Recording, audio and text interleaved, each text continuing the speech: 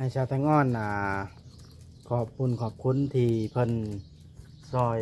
สายไฟน้ำบาดาลหัวห้าวนี้ให้เจ้าเว้าออกมาจากใจแล้วเด้อ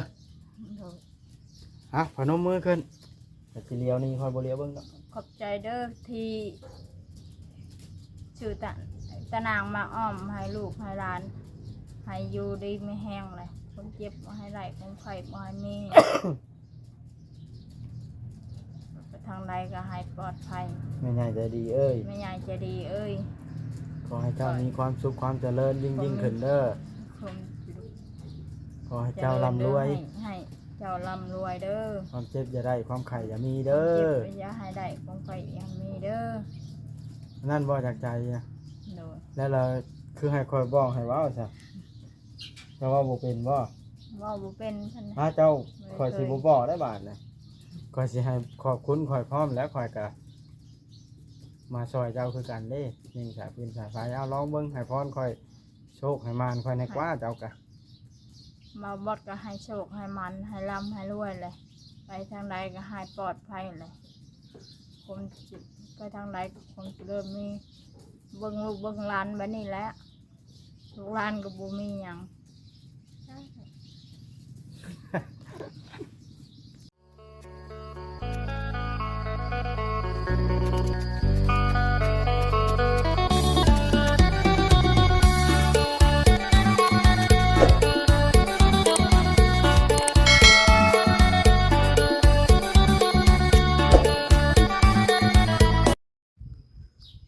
พี่น้อยโดยเปิดภาพขึ้นกันมาหาสาวแตงอ่อนมาเบิ่งการเป็นอยู่ของเพิ่นก่อนมาให้เพิ่นขอบคุณผู้ใหญ่ใจดีเพิ่นที่เพิ่นช่วยเจาะน้ำเน่งสายพื้นสายไฟให้พี่น้องเลยอันเด้โตเด็กพี่น้องเอ้ยบรรยากาศก็ได้เฮ็ดหอนออกแล้ว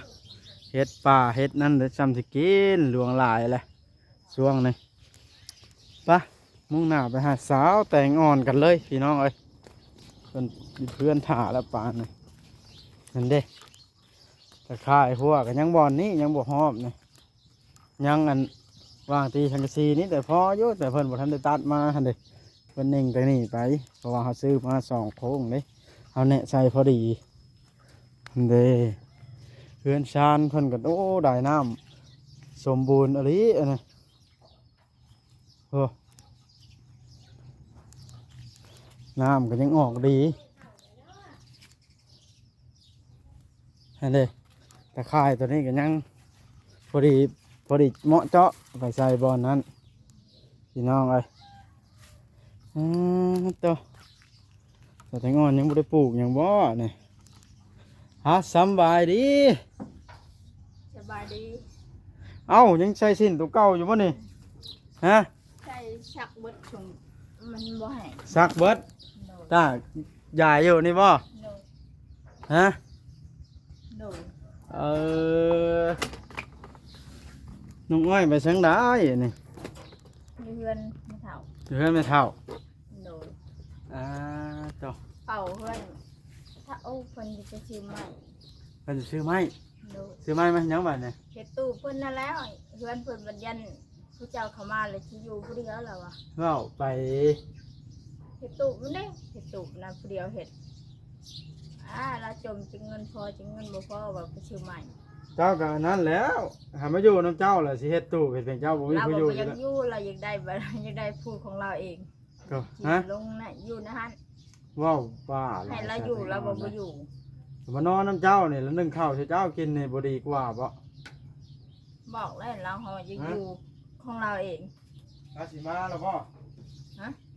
ลูกลาสิมาบ่ ลูกเลยก็สิมาแล้วมาอยู่ ลูกลาลูกเคยแล้วนะ เจ้าได้เงินเพิ่นว่าลูกเพิ่นสิมาแล้วมาอยู่นํมาอยู่เพื่อนเพิ่นนั้น ก็บ่เห็นดีปานใดแบบน่ะก็คิดนะมันยังอ้อยอย่ามาบุกนะสบายดี สวัสดี แต่เป็นได้น้ำในได้แล้วอาบอยู่บ่พากันอาบอยู่บ่นี่ อาบ ฮะ อาบ เสื้อกับตัวเก่าสิ้นกับยังตัวเก่าอยู่อาบแล้วใส่ตัวเก่าเลย แผ่นมันเปียกฉักเบิดเบิดเลย เดี๋ยวข่อยเห็นว่านี่แต่แรงว่านี่คือแบบนี้ก่อนข่อยเมื่อ สั่งเบิด ข้าวเด้ ข้าวก็ยังบ่หลาย นึ่งกินเองบ่หั่นนะข่อยอยากถามแบบนี้ล่ะ เรื่องเฮือดแม่นี่ เออ ข้าวยังบ่หลายเล เด้ ย ใส่ห้องน้ำห้องในแถวนี้ยังบ่ได้อนามัยเลยนี่ แม่ยังบ่ได้เอาไว้ จะได้สิปลูกหยังได้แบบนี้ นั่น ฮะ ปลูกให้ เจ้าต้องพยายามให้ขยันเด้อเจ้าเป็นคนยังแข็งแรงอยู่เฮ็ดได้ไปเป็นเด้อคือท่านหมอเด้อท่านหมอแล้วเฮ็ดห อั ยั น ง นี้ บ่ หัด เป็น แต่ปลูกมะฮุง เจ้ากล้ามะเขือใหญ่นี่หน่วยหนึงละเป็นเบี้ยกันละชักเป็นแถวเป็นแถวโดยขายได้ขายหั่นหมอมะเขือนี่เป็นธงละ10,000นะ แม่นอันนี้ก็ เดินกว้างปานนี่เพราะว่าพักน่ะมันปลูกบ่ได้ยามนี่อันปุ๋ยอันมะเขือหยังชื่อปุ๋ยน้ำทงมาใช่นี่มันก็เขียวท่วนขึ้น ยาม แหละ นี้ยังปลูกบ่ได้ยามนี้มีแต่ปลูกบัวบางหั่นแหละ หมอมะเขือแล้วมันได้ยามนี่มันเป็นดี ให้ลูกตาเบิ่งให้อ่ะ เจ้าสิไปใช้ อยู่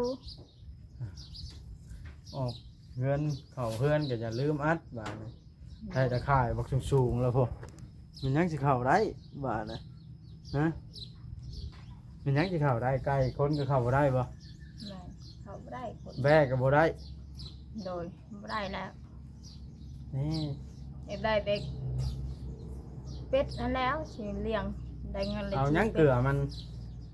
ข้าวเย็นข้าวยังจาน เป็ดเลี้ยงเป็ดเลี้ยงอันนั้นแล้วมันปลูกแนวอื่นบ่ได้ได้บาดนี่ฮะ เอาไว้ แต่ถ้างอนเด้ยได้เป็ดแล้วมันเปื้อนเดินเฮือนคอยเข้าใกล้บ่ได้อีก เป็ดไก่จะหันแต่ได้คู่หนึ่ง พอเท่าจุนทอนแต่เรามักปลูกโอ้ยเรามักปลูกได้หั่นนี่แล้วเราได้หัวแบบนี้เครื่องปลูกของพังฉันสิกินข่อยมาถ่ายข่อยเก็บเมื่อพร้อมอันนี้ ไอ้ เจ้าก็ปลูกเบิ้งกินข้าวกับหยังใช่มั้ยนี่ มันเนี่ย อืม ที่ข้าวกับต้มน้ำไม้ วานนี่ข่อยพร้าวแต่แต่งอนเด้ย เลย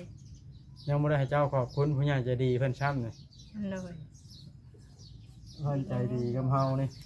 แต่ตะไคร้ก็เฮ็ดแล้วน้ำก็เฮ็ดแล้ว มีไผซอยกำบ่เพิ่นน่ะซอย มีไปฮะ เราต้องขอบคุณเพิ่นใจดีที่เพิ่นใจดีก่อนในใดก็ได้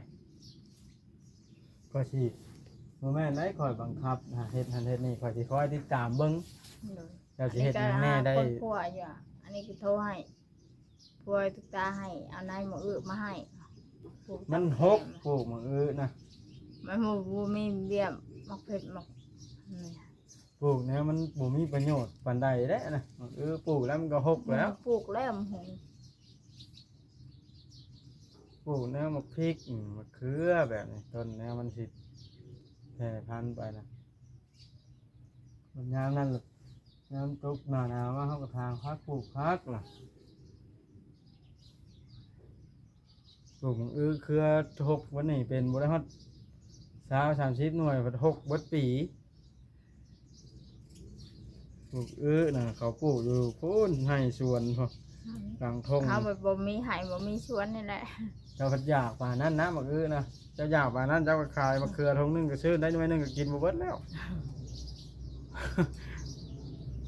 สิ่งที่เพิ่นอยากให้เฮ็ดก็แสดงว่าในเพราะย้อนอยากให้เพิ่นเจ้าน่ะช่วยเหลือตัวเองได้ชื่อบ่แม่นว่าเพิ่นบังคับได้ถ้าเพิ่นบ่อยากช่วยเพิ่นบ่ช่วยซ้ำย้อนอยากให้ช่วยเหลือตัวเองได้ไปลิ้นมาแล้วบ่มันนี่ บ่ได้ไป บ่เราบ่ไปแล้ว บ่ได้ไป อืมเพื่อนอยู่ศาลไก่กาเข้าบ่ได้ละหัวหาวก็ได้มีแต่กลางเราแต่เฮาดูเราอนามัยเดินเราปลูกนั่นปลูกนี้ก็กล้วยนั่นน่ะทางงอกมันบ่ได้มีประโยชน์แด้นั่นน่ะก็กล้วยป่าน่ะกินมากก็บ่ได้ทางทิมรถให้มันแปลน ไปเท่าไปยังได้ใบมันใบหอนะหอนี่ ก็หาขอเอาน้ำคนขอเอากกอันตัวที่มันกินมากได้หั้นนะมาปลูกบ่แม่นได้ไปขอเอาใบนะอันนี้น่ะปลูกแล้วมันบ่ได้กินมากบ่แม่นอื่นเนาะ มาเดินหาบัดเดินก็บัดเอาใบมันห่อกระต้มเหมือน มีแต่เอานั่นนี่แล้วห่อขนม อืมเห็นหรือว่าท่านหมอเราบ่ได้มีน้ำใช้ได้ท่านหมอ เห็นเบิ่งอยู่ เราบ่มีไฟฟ้าเนาะ หน่อย เรามีแต่เครื่องใช้ไฟฟ้าก็พอได้อยู่เราก็ได้เนาะ หน่อย อืมสบายแล้วฉันนะเนาะภายเราได้ทั้งเสียบพัดลมหุงข้าวสากแบตได้สบายแล้ว แม่น แต่ว่ามันได้น้ำบ่ได้ มีแต่ได้น้ำบ่ได้อย่างเดียว ไต้ เพราะปะหึงเลยเด้ ไต้ก็ได้นี่ก่อยสิไปขอได้น้ำหลานแล้วแล้วเสียไฟให้หลานแล้วก่อยสิเป็นผู้เสียให้นะเพราะว่าได้ครั้งหนึ่งมันเสียให้เธอหนึ่งแบบนี้นะเต็มถังนะโมเมนว่าเฮ็ดเพื่อทันหมอนะให้สิเว้านะนี่กับเรานะเฮ็ดเพื่อคอยเองคอยสิต่างซอยกัน เราเว้าเราเฮ็ดเราเองอะนะ ไป ทันมอแหละ แล้วเฮ็ดอยู่ไหนเราให้คอยฟังหน่อยกว่า แล้วก็เสียบอยู่ไผหายว่าเราบ่ได้เสียบ เราตัวคอยว่า แม่นอันนั้นไผก็เว้าอยู่โอ้ยเราก็ยังจมเอาบดที่บ่เชื่อแล้วว่าคอยบ่เสียบไผหาย แสดงว่าเขาเสียบให้อยู่เนาะ เสียบให้ไม่เท่าก็เขาไม่เท่ากันในเงี้ยเขาจมอยู่ อืมคอยก็ได้ยินแต่ลุงหมอแล้วว่าเขา เรา บ่ ก็ เสีย ยั บ ง ให้ มาวัดแล้วสิจมว่าคงไปเสียบไผให้แล้วเราอะเราก็เสียบอะไรไผ เถื่อปลดเถื่อเสียบแล้วเพิ่นโตไผสิเสียบข้างไว้อยู่หั่นเนาะ แม่มันบางทียามมันหอนมันปลดไว้กลางเว้นกลางคืนแล้วเสียบ นี่แหละสาเหตุมันจังบ่เข้าใจกัน อันนี้ก็ยัง เอ้ย อันนี้ก็ยังถอดไว้อย่ามันหอนบัดหาอยากเสียบไฟเฮา ถอดอยู่ข้างในแล้วนะ แม่มัน เสียบไว้แล้วนี่มันสิเป็นเพียง อย่ามันฮ้อน มันสิฮ้อนเพียงเราบ่ได้ใช้ไฟอยู่พี่ เปิดน้ำแล้วก็ให้ไปเสียบอยู่พุ่น ใกล้ๆนึงเจ้าก็ย่างไปเนาะ แม่น อืมได้สายไฟใหญ่มาให้บัดนี้เสียบน้ำมันสะดวกเนาะ โดย ดงรถบ่บัดน่ะ แห้งแห้งแล้วบัดนี้ อืมโอ้สายไฟคอยว่าเจ้าว่าคอยซื้อก็เท่าไหร่นี่ จักแหละนี่ไม่รู้จัก ก็ละพันพุ่นแหละนี่คันเอาของบ่แท้เป็นคนบ่ซื้อมันบ่ได้แบบนั้นแหล้วเบิ่งเส้นทองมันแหน่บ่ใหญ่ๆข้อยเฮ็ด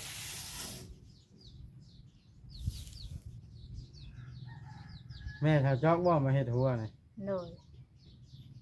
เพิ่นละเพิ่นก็จมอยู่ได้บ่มีเขามาแรงบ่มีวานนี่เพิ่นเอา เพิ่นจมบ่มีข้าว แม่น อืม บัดลูกบัดไข่ใช่ช้ำว่า คน เงิน ได้นะค่อย เงินมาเฮ็ดหัวนี่แหละเงิน100,000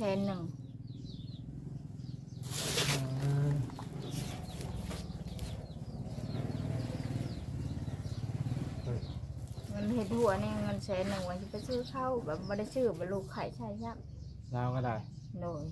อ่า เขาก็บ่มีเราก็ว่านี่ก็แม่นขอว่า ขอน้ำไผ จักเพิ่นก่อน ลาวก็ดิ้นรนหาทำงานอยู่บ่ โดยเราก็บ่ได้อยู่บ่ได้เช่านะ อืม ไปเชียหญ้าบัดพอชื่อรังสีบัดชื่อรังสีแล้ว แล้วได้สังกะสีพร้อมบ่ โดยเราก็บ่ได้อยู่บ่ได้เช่าแบบนี้นะไป เดี๋ยวข้อยสิเข้าไปเบิ่งข้อยสิเข้าไปเรื่องเทื่อข้อยสิไปซื้อข้าวให้ร้านจักสอบเป็นไดซั่นน่ะบ่ได้กินมื้อก่อนรถซาเล้งมาอื่นก่อน โดยได้เงินเพิ่นว่า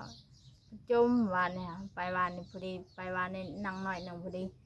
นั่งตุ๊กตาไปว่าเขาจะเปลี่ยนไฟได้บัดมาวานนี่ ใช้เปลี่ยนไทย เปลี่ยนสายไฟนี่แหละ อ่า เป็นแบบเว่าเรื่องเขาแรกเขากินบ่มีแล้วอ่ะมาลูกมาขายใส่ หมอ ผูก ได้ ไป ไข่ เอาผูกไปเหตุงานน้ำเจ้าอะไร หมอหัวแดงนะ แม่น เอ่อ ไข่นั่นน่ะ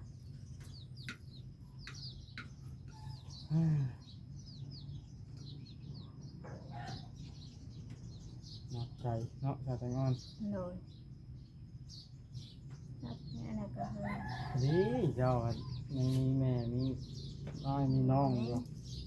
อะไรเบิ่ง อย่าลิ้นไอ้ ใกล้พระจะเข้ามาหัวนี่ ไปนี่ มันเข้ามาได้บ่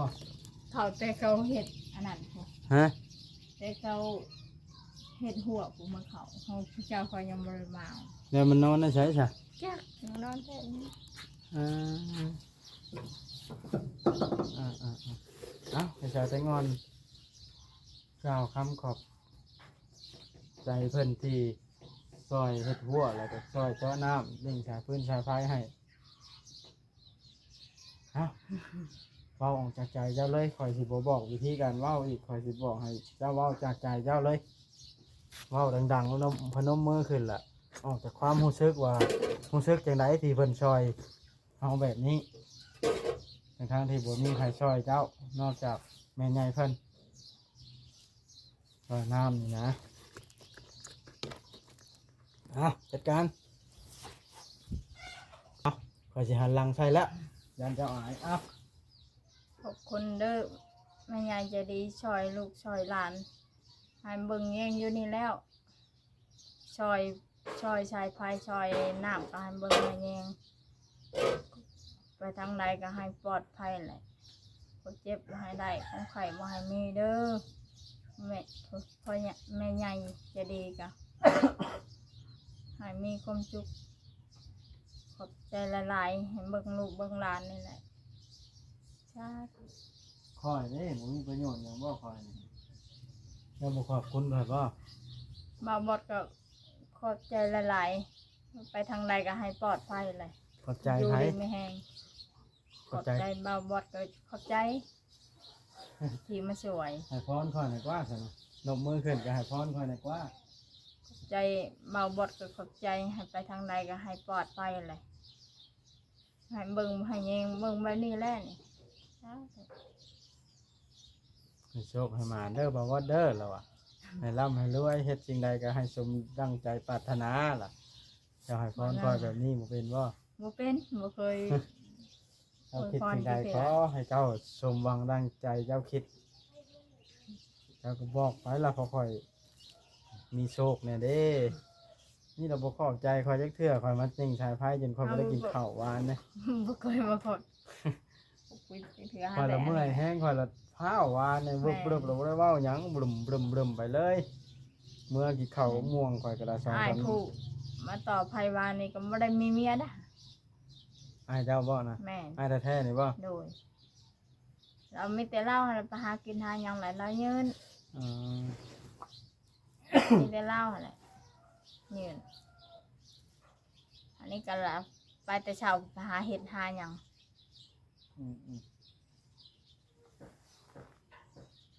ฮ่าเนาะสายแรงงอน โดย เราก็พยายามเลี้ยงลูกดีๆบ้านได้หัวได้หา แม่ ว ชะจอกกับเราไม่ได้อยู่ดีกลางคืนเลยละเจ็บให้ได้บืนไปให้ได้ลังซีฮะแหละแม่ชะจอกนั่นแหละ เจ้าน่ะห่วงแต่ผู้อื่นคอยบอกให้ห่วงตัวเองซะก่อน ห่วงคือกันตัวเองกะอันนี้ก็เขากินอยากเบิดเลยคือห่วง ไม่ยากเนาะเขากินเจ้ากินน้ำแม่ก็ได้ แม่ก็ได้บ้านนี่ฮะเงิน บอก จงไว้เงินอันน่ะ คอยเห็นแล้วเจ้าต้องได้กินน้ำแม่ กินนะแม่ แม่เจ้าคอยจะหูอยู่เห็ดตู่เห็ดหยังความหมายนะ เราอยากได้ของเราเองเราคันลูกมาแบบเพื่อเราได้ลูกได้ผัวมาแล้วแบบเราแบบ จะให้มาอยู่น้ำเจ้าเจ้าบนมีผัว เราแบบว่ามันอยู่เราอยากได้ผุดของเราเองได้เฮือเราเอง ได้แต่เห็ดหยังเท่าล่ะ แค่ของเราบัดมันหลายคนบัดหน่อยตามมาบัดอยู่ในห้าน เฮ้อก็มีบอกกันขยายมาอยู่พี่เด้อบ้านนี้เด้อ โดยใครเพิ่นสิมายันเพิ่นบ่มา มาอยู่น้ำเท้านี่แม่สิละเพื่อนกำลังบักแง่ยังขนาดเจ้าก็ได้ อัน ทำ นี้ ที่ ก็ อยู่ เขา ที่น กิ อน น แล้วก็อุ๊บเขากินก็บ่มีวานนี่ มีบ่อันกระแจคายห้องนะสิขายเข้าเบิ่งเฮือนครัวนี่ให้ซีเบิ่งน้ำกันนี่ นี่ ขายเบิ่งด้วยสิเมืองให้เบิ่งนี่บ่อนอยู่ที่นอนนะก็มีแต่ผ้ามงคลกับย่างอยู่ในผ้านี่ โอ้ยแต่ให้ขึ้นเฮือนของเราอะนะ นี่ได้ แม่นไผ่ผู้แขนหันเด้แล้วมา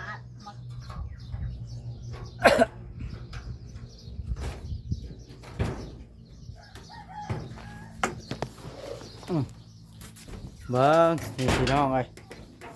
ที่อยู่ที่นอนชาแตงอ่อนโต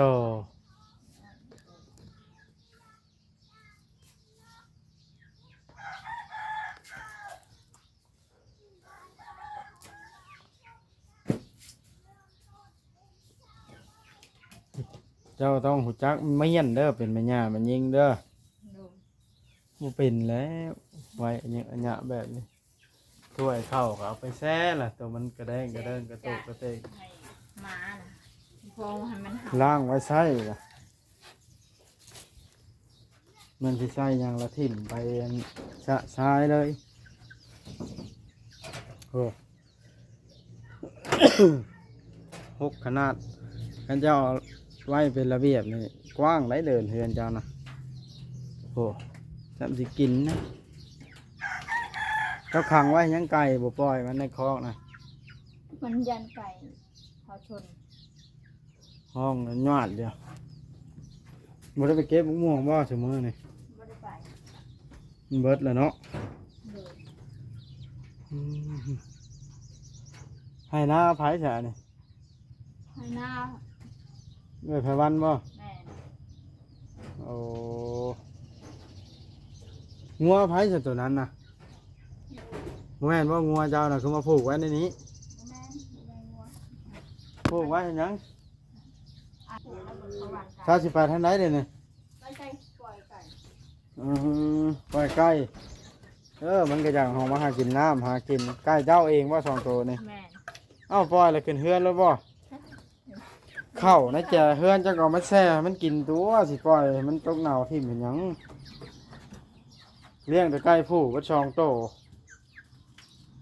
มันก็บกไข่แล้วว้าวไข่ผู้ มันมาบุมนี่แล้วขอเอาให้ ไก่นี่ได้ แม่เรายองเราจะแจ้งมาให้ อืมบ่ได้ติดคันหยังบาดนี่เนาะ เลย เรื่องน้ำเรื่องในนะเสียบบันไดดงวันนั้น ดีแล้วคันแบบนี้มันก็ง่ายแล้วเด้ฮะใช้เกลืออยู่เฮือนเลยบ่บ่แล้วมันก็ขึ้นเฮือนแล้วเกลืออยู่เฮือนเลย ตัวแรกเขาไหลลงมันย่านไก่เขา ร้านนั้นได้หัวก็ได้ละใกล้ไผสิเข้ามาวนได้ ไก่ มันสิย่านจักเทื่อใกล้น้อยๆนะ เขาเอาไป เขาชนมันมาปล่อยแค่นี้ บ่มีไก่เข้ามาจักโตค่อยเห็นนะนี่ตัวหนึงเข้าในแล้วอะฮะเจ้าดูเสร็จบ่คันมันขึ้นเฮือนแล้วมาขี่ใช่น่ะเจ้าต้องเกลืออยู่ล่างเด้อบาดน่ะบ่เป็นแน่นี่ให้สิเกลือไก่อยู่ทางเฮือน ฮะหันไว้เฮือนนะก่อนสิไปแล้วบาดน่ะก่อนสิไปไอ้ปื้อให้เราไปเฮ็ดอันนั้นให้ เป็นไง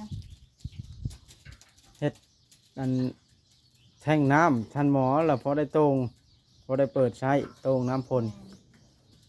เอาให้เราในเขาบอกไปจักชื่อเพชร ฮะ ชื่อเพชร ซื้อเพชรพัง ชื่อเพชรเจ้าอะไรพอดีได้บัดบ่จักบ่เป็น ใครอยากได้ ไอ้ปื้อ หากก็อ่านแล้วแล้ว เฮาบ่เป็นอ่านเราให้บอกแน่ว่าเพชร ก็ให้เราอ่านเอา นั่นนี่ยังบ่ได้ไปหาเรา อื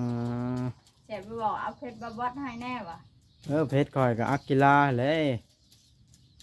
ตัวภาษาอังกฤษนะ อะไรอ่านบ่เป็นบ่ได้เป็นถึงชื่อ